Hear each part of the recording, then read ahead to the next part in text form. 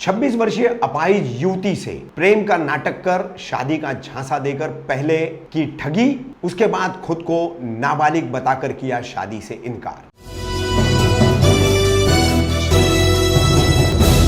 मैं रफीक कामदार, हिंदुस्तानी रिपोर्टर में आपका स्वागत है। आज हम आपको मुमरा अमृतनगर परिसर में रहने वाली एक अपाहिज युवती की आप बीती बता रहे हैं। ये युवती 2018 में शीलफाटा स्थित अपोलो टायर की दुकान में काम करती थी, अकाउंटेंट का काम करती थी। वहां पर ही काम करने वाले एक युवक के साथ उसके प्रेम संबंध बने। किस तरह से प्रेम संबंध बने और उसके बाद इस युवक ने मौके बेमौके जैसे भी हो इस युवती से पैसे भी ऐंठे, शादी का उसको भरोसा दिलाया, उससे शारीरिक संबंध बनाए और उसके बाद युवक और उसके परिवार वाले दोनों ही मुकर गए। युवक ने फिलहाल खुद को अपनी वकील के थ्रू, अपने वकील के जरिए नाबालिग बताया है। इसके लिए हम उसका नाम और उसकी कोई तस्वीर आपको नहीं बता रहे हैं, मगर किस तरीके से इस अपाहिज युवती के साथ प्यार का नाटक रचकर फिर उसे शादी का झांसा देकर पहले उससे शारीरिक संबंध और फिर उसकी जो काम करके मेहनत मजदूरी करके जो जमा पूंजी थी वो ऐंठने का काम इस खुद को नाबालिग बताने वाले युवक ने किया है, वो उसकी अपनी ज़बानी हम सुना रहे हैं। वहीं इस युवती ने इस संबंध में मुमरा पुलिस स्टेशन में वरिष्ठ अधिकारियों को लिखित शिकायत जो की थी उसके अधीन जांच चल रही है। पुलिस सब इंस्पेक्टर शेले, वरिष्ठ पुलिस निरीक्षक मधुकर कड़ के मार्गदर्शन में इसकी जांच कर रहे हैं। अब आगे इसमें क्या कानूनी कार्रवाई होगी, कैसे होगी, वो पुलिस की पूरी इन्वेस्टिगेशन हो जाने के बाद ही पता चलेगा। जैसे ही कानूनी कार्रवाई होगी या जो भी इसमें नतीजा आएगा उसकी फॉलोअप की खबर भी हम आपको बताएंगे। आप और क्या आपके साथ में मामला हुआ है, क्या आप बीती है आपकी, क्या बताना चाहेंगे आप?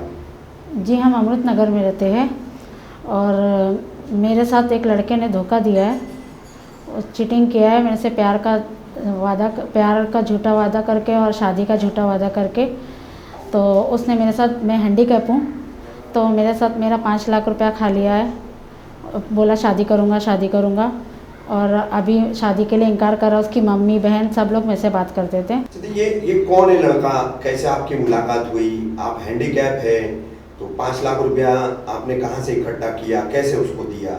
मैं जॉब करती थी अपोलो टायर में। हाँ। अपोलो टायर में जॉब करती थी, वहाँ पर वो लड़का भी था, तो मेरे से पीछे पड़ा था। मैंने उसको बोला था कि मैं उससे बड़ी हूँ, 2 साल पहले की बात है, 26 साल की हूँ। हाँ। तो उसने बोला था प्यार में कोई बड़ा छोटा नहीं देखा जाता है। हाँ। और मैं बोली मैं हैंडीकैप हूँ, तो बोले तुम्हारे से शादी करूँगा तो मैं सवाब कमाऊँगा। और इसकी मम्मी से भी मेरे से बात कराता है, मम्मी लोग भी मेरे से बात करते थे, बहन भी, भाई भी, सब पूरे ख़ानदान को मालूम है और पूरे ख़ानदान को मालूम है। और अभी जब मैंने शादी का प्रपोज़ किया तो उसने बोलता है कि नहीं, तू लंगड़ी नहीं होती ना, तो मैं शादी कर लेता था। अच्छा जी। तो अब वो इनकार कर रहा है, उसके घर वाले क्या बोल रहे हैं इस मामले में? उसके घर वाले पहले बोलते थे कि मतलब जनवरी में बोलते थे कि मेरे बेटे ने तेरा पैसा खाया है तो जाके शादी कर, जो करना है कर, हम लोग को कुछ मतलब नहीं है उससे, उसके डैडी मम्मी सब लोग। हाँ। और अभी बोलते हैं कि नहीं करेंगे शादी। और अभी मैंने उसके चौकी में केस डाला है, तो उधर चौकी में वो मेरे पर झूठा इल्ज़ाम लगा दिया है। हाँ। कि मेरा शादी हो चुकी है और मैं 3 लाख रुपया उससे मतलब धमकी, ब्लैकमेल कर रही हूँ उस पे 3 लाख रुपए का। और मेरा हस्बैंड है, वो बोले मैं शादी करूँगा, लेकिन जब मैं 18 नाबालिग बता रहा है अभी पेपर लाके। हाँ। अब बोलता है कि मैं शादी करूँगा लेकिन मैं जब 18 साल का हो जाऊँगा जब। अच्छा। अगर मेरी शादी हो चुकी है तो फिर क्या ज़रूरत है मुझसे शादी करने की? तो पुलिस में क्या ऐसी एफआईआर हुई या कुछ अर्जी वगैरह दिए थे? नहीं, अर्जी लिए थे। अर्जी लिए थे जी। अच्छा, तो अर्जी पर आगे क्या हुआ पुलिस स्टेशन पे फिर? अभी स्टेटमेंट लिए है। कहाँ, मुमरा पुलिस स्टेशन में? जी, मुमरा पुलिस स्टेशन स्टेटमेंट लिए है जी। तो मुमरा पुलिस ने उसको बुलाई थी? मुमरा पुलिस ने 3 दिन से कंटिन्यू उसको फ़ोन कर रहे थे कि हाँ। चौकी में आओ, लेकिन वो नहीं आया। अच्छा, इससे पहले बुलाई थी ये? हाँ, पहले बुलाई थी, 12 जून को बुलाए थे। हाँ। तो 12 जून को पूरा दिन मतलब वो चौकी में ही था। हाँ। तो फिर उसके मम्मी डैडी कोई भी नहीं आया। हाँ। तो फिर वो रात में उसको बोले, शाम के टाइम पे उसको छोड़ दिए। हाँ। बोले कि 2 दिन का टाइम है तेरे पास, या तो शादी कर ले या तो जितना पैसा खाया उतना दे दे, या तो गुना दाखिल करेंगे। अच्छा। तो वो 2 दिन, मंडे को बुलाए हम लोग को 15 जून को। हाँ। तो मंडे को आके वकील के साथ लेके आके झूठा इल्ज़ाम ला के और इधर चौकी में पेपर दे के गए, बोले जब तुमको शादी करना है ऐसा वैसा।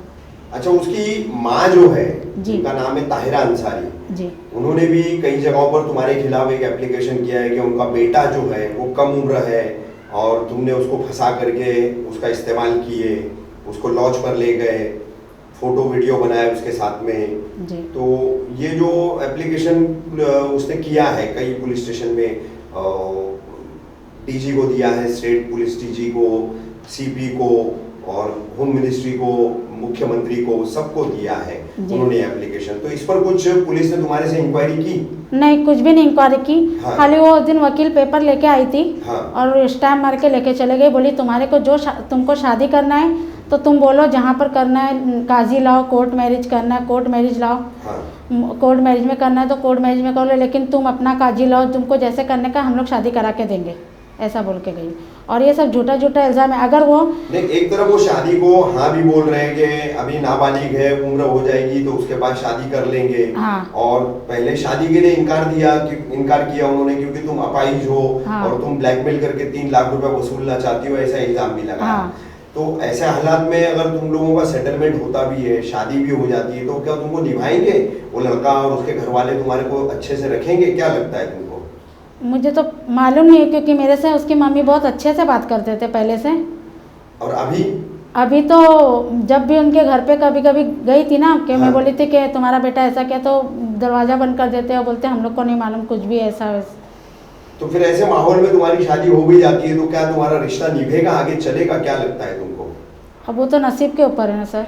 अच्छा, तो और केस बन जाएगा पुलिस में अगर जैसे अभी 2 से 3 दिन मुमरा पुलिस स्टेशन में आपको रुकने को बोला है जी, आपका स्टेटमेंट हो गया है, एफआईआर दर्ज नहीं हुआ है जी, ठीक है, एफआईआर दर्ज हो जाएगा तो उसके बाद हो पाएगी फिर शादी?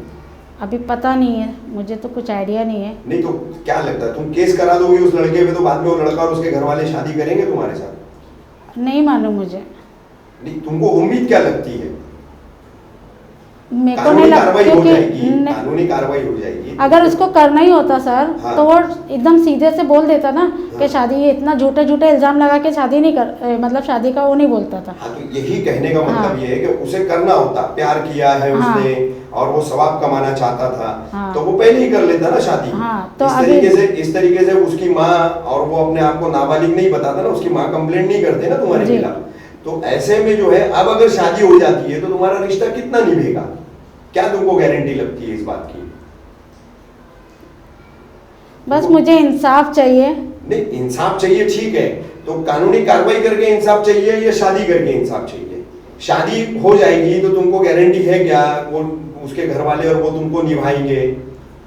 अब जब मेरी ज़िंदगी ख़राब कर दिया है तो निभाना तो पड़ेगा ही ना। और अगर नहीं निभाया तो फिर?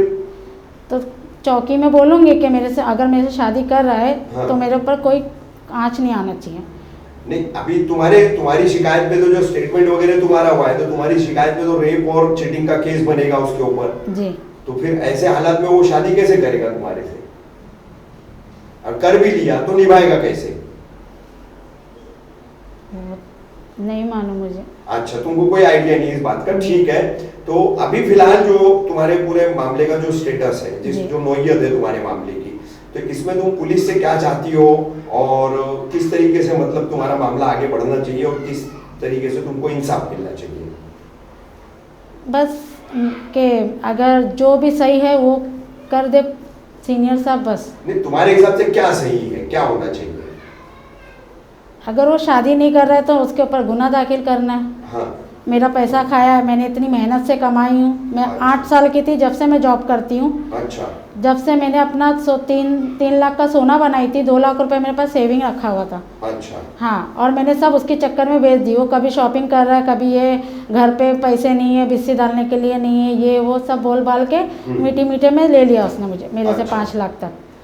तो उस वक्त जरा भी अंदाजा नहीं आया कि आगे चल करके धोखा करेगा इस तरीके से? नहीं, उनकी मम्मी भी इतने अच्छे थे, क्योंकि हम दोनों का जब भी झगड़ा होता था उनकी मम्मी सेटलमेंट करती थी। अच्छा। बहन भी करती थी, बहन को भी कोई भी चीज़ चाहिए रहता था, माँ को भी, तो मेरे को ही बोलते थे। और सब पूरे इसके दोस्त लोग को मालूम है, मुझे बहू बहू बोलती थी। अपोलो टायर कल्याण फाटा? सिल फाटा पे उधर पर मिले थे। अच्छा, और ये रहता कहाँ है लड़का? कल्याण फाटा पे। कल्याण फाटा पे। जी। ठीक है।